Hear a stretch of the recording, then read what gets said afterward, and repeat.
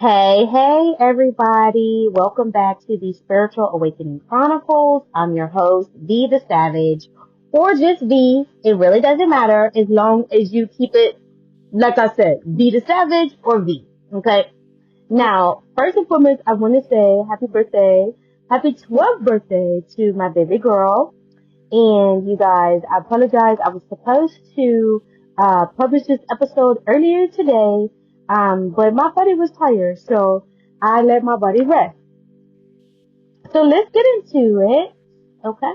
So, social media was supposed to connect us, and in a lot of ways, it has. We can connect with people across the world. We can promote businesses, share accomplishments, find communities, learn something new, laugh, create, and express ourselves. But somewhere along the way, social media also has become a breeding ground for chaos. And I really want to talk about what that chaos is doing to our youth, our young adults, and hell, grown adults too. Because people are scrolling through somebody else's life and judging their entire existence based on a post. A post. You see somebody celebrating an accomplishment and suddenly you feel like you're behind. You see someone get a new house and now your apartment doesn't feel good enough. Somebody gets engaged and now you're questioning your relationship. Somebody posts flowers from the partner and suddenly people online are saying, see, if your man wanted to, he would. Ma'am, you don't even know these people. You saw some roses. You don't know what happened before those flowers got there. You don't know what happened 5 minutes after the picture was taken. You don't know whether they're genuinely happy, working through problems, barely speaking, deeply in love, or putting on one hell of a performance for Instagram. And that's part of the problem. We have started treating snapshots like biographies. Social media gives us a few seconds of somebody's life, and somehow we're convincing ourselves that those few seconds tell us the entire story. Think about growing up now. Imagine being 12, 13, 15, 17 years old and having thousands, sometimes millions of people available for you to compare yourself to every single day. Bodies, faces, clothes, shoes, vacations, popularity, relationships, money, flowers, likes. And at an age where you're still figuring out who the hell you are, you're constantly being shown who everybody else supposedly is. And I say supposedly for a reason. Filters exist. Angles exist. Editing exists. Staging exists. Debt exists. Rentals exist. Sponsorships exist. And people lie. Let's just call it what it is. Everything presented on social media isn't necessarily fake, but everything presented on social media isn't necessarily the whole truth either. And even when something is completely real, we're still usually seeing one small piece of that person's life. Maybe that woman really did accomplish something incredible. Good for her. But somebody watching her shouldn't look at that accomplishment and decide, damn, I'm not doing enough with my own life. You don't know how long it took her. You don't know what she sacrificed. You don't know how many times she failed. You don't know what resources she had. You don't know what resources she didn't have. And most importantly, her accomplishment does not automatically mean you're failing. Somebody else's moment doesn't erase your progress. And relationships are probably one of the biggest examples. People have created entire relationship standards based on strangers they follow online. If he doesn't do this, if she doesn't post you, if you don't travel, if he doesn't buy you this, if she doesn't cook like this, if your relationship doesn't look like that. Like what? A 30-second video? Baby, please. You don't know what happens when the camera turns off. And then we have young people growing up believing love is supposed to be constantly photogenic. That happiness has to be documented. That if something isn't posted, it didn't happen. That your relationship isn't successful unless strangers can see the evidence. Some of the most meaningful moments of your life might never make it onto the timeline, and that's okay. Okay, and so then there's this other side of social media, because everybody following you isn't supporting you. Let's talk about that. Some people secretly can't stand your ass and still follow every page you got. Instagram, Facebook, TikTok, YouTube, whatever you're on, they're there. Never liking anything, never congratulating you, never supporting anything you're doing, but somehow they know everything. Because nosiness is stronger than their dislike. And social media has given people unpreceded access to people they don't even like. Think about how weird that actually is. Before social media, if someone didn't like you, they usually stayed away from you. Now, they can dislike you from the comfort of their couch and receive daily updates about your life. They can watch your relationships, your children, your career, your vacations, your celebrations, your struggles, your appearance, your friendships, and never speak a word to you. That is a strange level of access when you really think about it. And sometimes we have to take responsibility for how much access we're giving people. Everybody doesn't need a front row seat to your life. So we've confused visibility with value. There's another conversation we need to have. Followers don't automatically equal influence. Like doesn't equal love. Views doesn't equal respect. Going viral doesn't equal being correct. And being quiet online doesn't mean somebody doesn't have a beautiful life. Somebody can have 500 followers and be incredibly fulfilled. Another person can have 5 million followers and be absolutely miserable. The numbers cannot tell you that. Yet we're raising generations who can begin attaching their self-worth Yet we're raising generations who have begun to attach their self-worth to numbers on a screen. Why didn't this picture get enough likes? Why doesn't she have more followers? Why did everybody comment on his post? Why isn't everybody watching my video? And eventually, the question underneath all those questions can become, what's wrong with me? Nothing may be wrong with you. You might simply be measuring yourself with the wrong damn ruler. Social media is a tool, and I don't believe social media itself is inherently evil. It's a tool, and tools depend heavily on how they're used. Social media can educate. Social media can connect. Social media can inspire. Social media can help somebody build an entire career from their bedroom. But the same tool can fuel insecurity, obsession, jealousy, misinformation, bullying, unhealthy comparison, and constant surveillance of other people's lives. So maybe the question isn't, is social media good or bad? Maybe the better question is, what is social media doing to you? When you put your phone down after scrolling, how do you feel? Inspired, connected, entertained, or inadequate? Angry, jealous, anxious, behind? Are you using social media, or has social media begun to use you? Because there's an entire life happening beyond that screen. And you deserve to actually live yours instead of spending it comparing yourself to edited pieces of everybody else's life. So, let's get into it. Now, before I go any further, I want to make something clear. I'm not sitting here talking about social media as somebody who has always used this perfectly. Hell no. Sorry guys, I was experiencing some technical difficulties, but back to what I was saying. I've fallen into the social media trap as well. And if you've been following this journey, then you know I started my 90-day challenge. And one of my goals was staying off of social media while still being able to focus on my podcast.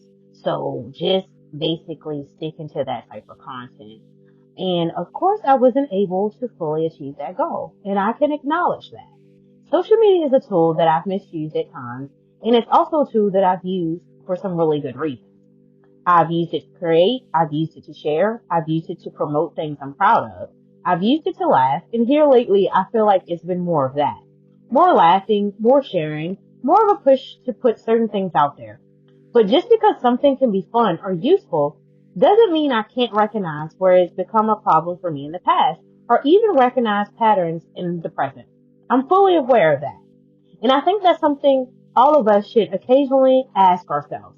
What kind of relationship do I actually have with social media? Not what do I tell myself? Not, oh, I'm just scrolling. Not, I'm just checking something. What is my actual relationship with it? Because awareness matters. And when we're talking about our children, I think that awareness becomes even more important. I believe parents should be teaching discernment when it comes to social media. We teach children how to behave at school. We teach them how to cross the street. We teach them not to talk to strangers. We teach them about physical safety. Well, we're learning in a time where digital safety has become part of these things, well, should be a part of these conversations as well. Who are you talking to? Who is following you? What information are you sharing? Why does this person want to know that? Is this person actually who they claim to be? Should everybody know who you are? Should everybody know where you go to school? Should everybody have access to pictures of you? And children also need to understand something adults sometimes struggle with. Everybody watching you online is not your friend. But I do believe all of that responsibility shouldn't fall on parents either. These platforms have a responsibility as well. Because let's be serious. You can ask somebody to enter a birthday when they're creating an account. But how difficult is that to get around? A child can put in a different birthday. So then what? I think we need to continue having conversations about stronger safeguards for young people using these platforms. Maybe that means better age verification systems. Maybe that means youth accounts being connected to a verified parent or a guardian account when appropriate. Maybe it means stronger parental oversight options. Maybe it means stricter limitations on what minors can access and who can access them. Technology already exists that allow parents to supervise certain software, devices, and accounts. So I don't think it's unreasonable to continue asking what these massive social media platforms can do better when it comes to protecting children. Will any system ever be perfect? No. Children will find workarounds. Adults will find workarounds. Technology changes. People change. That's always going to be an issue. But the fact that something cannot be made completely foolproof doesn't mean we stop trying to make it safer. And this isn't only about children. That's important. Social media safety concerns affect everybody. We're willingly putting an incredible amount of information online. Our routines, our locations, our workplaces, our families, our relationships, our vacations, our accomplishments. Sometimes even our problems. And when you combine all of these pieces of information over time, somebody watching you can potentially learn a hell of a lot more about your life than you realize. That's why I keep coming back to patterns. Pay attention to patterns online. Pay attention to who's constantly watching. Pay attention to strange interactions. Pay attention to what information you're giving away without even realizing you're giving it away. And teach the youth to do the same. We have resources, let's use them. Schools already have technology policies and guidelines. We'll see them in parent handbooks. You'll see them, excuse me, you'll see schools offering different programs and lessons around safety, decision making, and responsible behavior. And outside of schools, look at how many resources exist now. Books, articles, videos, educational programs, online safety lessons, resources for parents, resources for teachers, resources for administrators, and resources for mentors. And they've even broken some of these concepts down so that the little babies can begin understanding technology and online safety in age appropriate ways. So the information is there. We just have to actually use it. Parents can't assume the school taught it. Schools can assume the parents taught it. And adults can assume children automatically understand the dangers because they know how to operate the technology. Knowing how to use a device and knowing how to safely navigate the world that exists inside that device are two completely different things. These children are growing up in a world that many of us didn't have to navigate at their age. So instead of only criticizing them for being attached to technology, we need to help equip them to understand it. And maybe while we're teaching them, some of us adults need to reevaluate our own habits too. Because social media isn't going anywhere. The question is whether we're going to use it with intention, awareness, and discernment, or allow it to use us. So many parents, educators, mentors, communities, and yes, these billion-dollar platforms too. Let's be vigilant. And look at what's happening with Meta right now. Now, this is where the timing of this conversation gets interesting. Because I'm sitting here saying that I believe these platforms need stricter guidelines for young people, better age verification, more parental involvement, and better safeguards. Well, look at what's happening with Meta right now. And when I say Meta, we're talking about the companies behind platforms like Facebook, Instagram, and Messenger. As of August 2026, there have already been some major changes involving teen accounts, and now there's even more legal pressure being placed on the company. Age verification. Because I literally just said that putting in a birthday isn't enough. A child can lie about their birthday. Meta apparently recognizes that problem too. Earlier this year, the company announced that it was expanding technology that uses AI and other signals to identify accounts. It believes many actually, sorry you guys.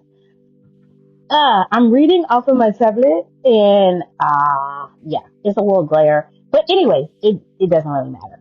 Just excuse and let's go on. Okay, so basically what's going on with Meta, you guys should have tuned into the news because I have all this like insert about it, but I'm just kind of like, you guys, sometimes I want you to do the research and I've already said that. So there are some things that are going on, with safeguards when it comes to, the youth. And also I know that there was, a case going on, where, um, how do I want to say, mental health crisis, mental health issues, self-esteem, all that, that I have spoke about earlier within this episode, before the technical difficulty, which was my headphones dying that I'm recording off of.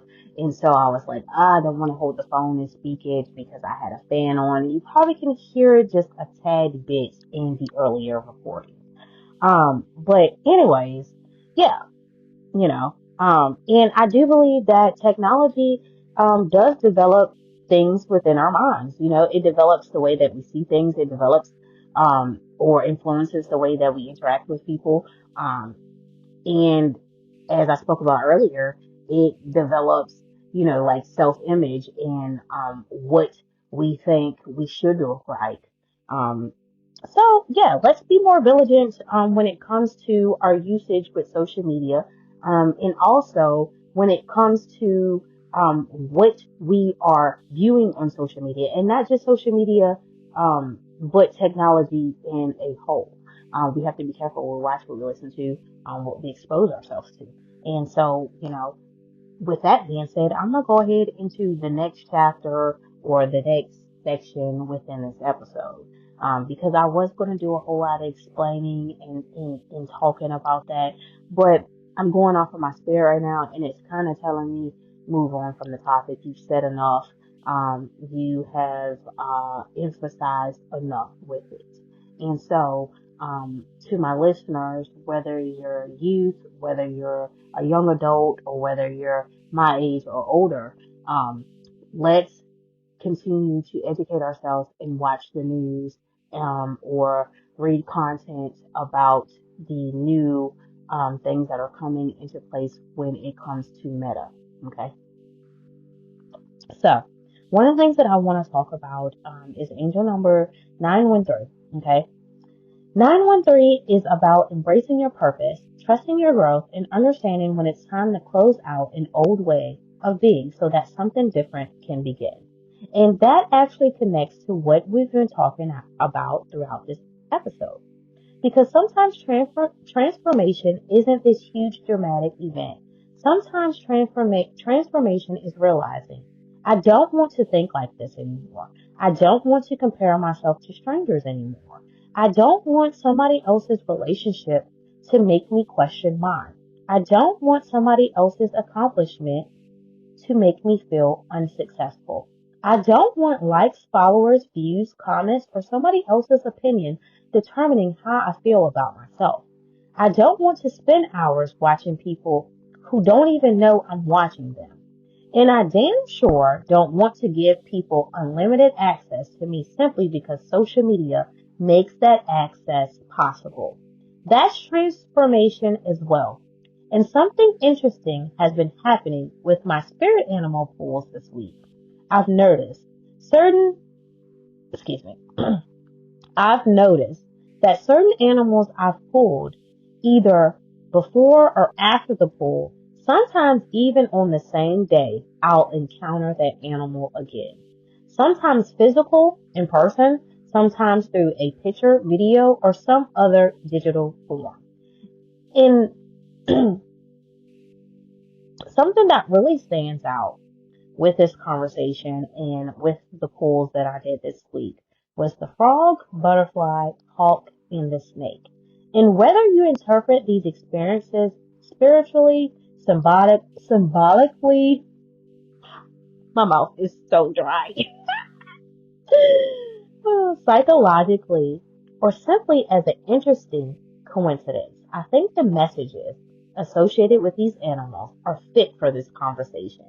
The frog, cleaning out. The frog can represent cleansing, renewal, transition, and accountability. And maybe some of us need a social media cleansing. Not necessarily deleting everything, not necessarily disappearing forever, but cleaning up what we're consuming. Who are you following? Why are you following them? Does their content inspire you, educate you, entertain you, or does it consistently leave you feeling inadequate? And let's flip that around. Who has access to you? Because sometimes cleaning your digital environment means realizing everybody doesn't need continued access to your life. The butterfly, transform, ha, transformation, growth, becoming.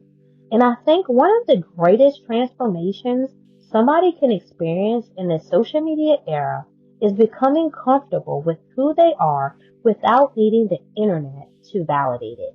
You don't need to look like her. You don't need to live like him. Your relationship doesn't have to resemble theirs. Your success doesn't have to arrive at somebody else's age. You're allowed to evolve at your own pace. And maybe the butterfly reminds us that you're supposed to transform, not constantly compare. Okay, so the next thing is the hawk. The hawk brings me back to, excuse me, to perspective, observation, focus, and awareness.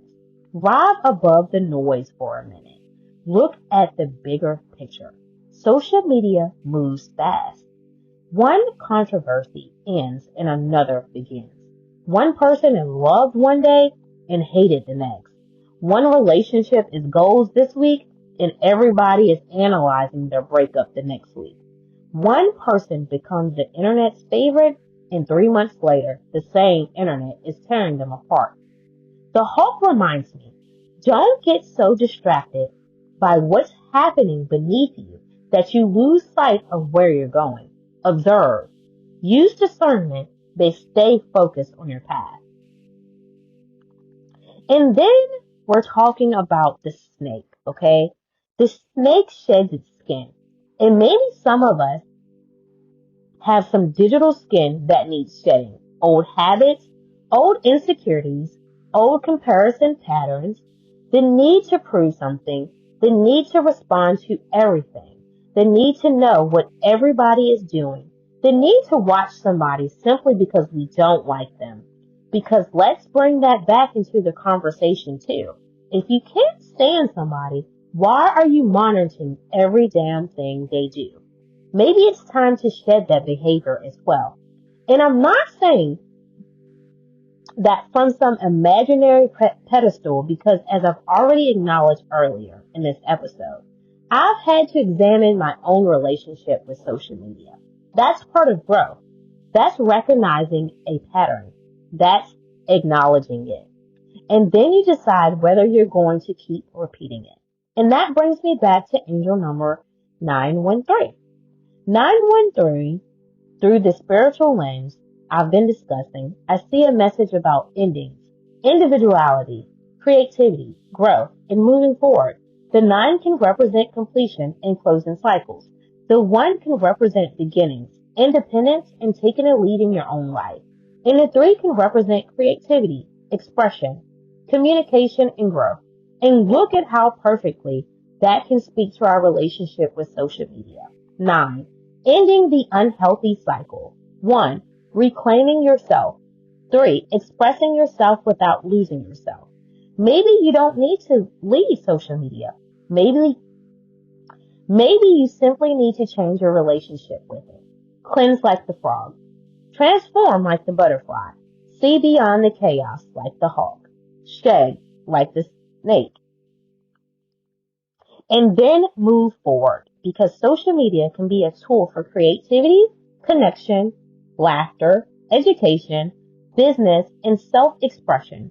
But the moment that tool begins controlling your self-esteem, your peace, your relationships, your perception of yourself, or your ability to appreciate your own life, it's time to reevaluate who's actually holding the tool, you or the algorithm.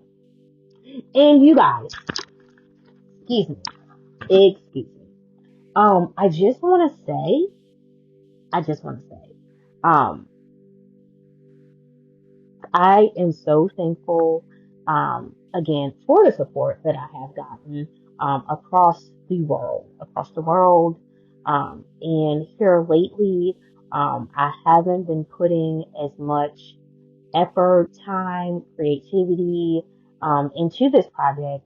But it's time for a reset. That's why, I had thought about the 90 days challenge and, through meditation, through journaling, and some other avenues, I just realized that maybe at that point I was setting not an unrealistic goal, but due to the timing of the year and also some other factors that tie in, it was kind of unrealistic for that time period. But again, um, throughout life, we set goals and we may not achieve them at the time or achieve them when we feel like we should. But it's something that is ongoing. For me, setting goals, and so I am resetting myself, and transforming and shedding some old things and starting with the new. And I'm hoping that every youth has an amazing school year, because most have started school back. I am praying for the youth, for the administrators, for the educators, for everybody in the schoolhouse. Okay. It's very important, um, that we step into that on a positive note to create the atmosphere, the environment, that allows the youth to thrive.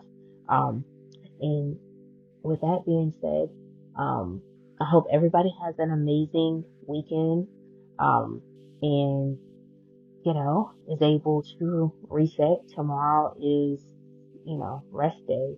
So if you didn't use today to catch up on some rest, use tomorrow. And may the force be with you. V, the Savage, out.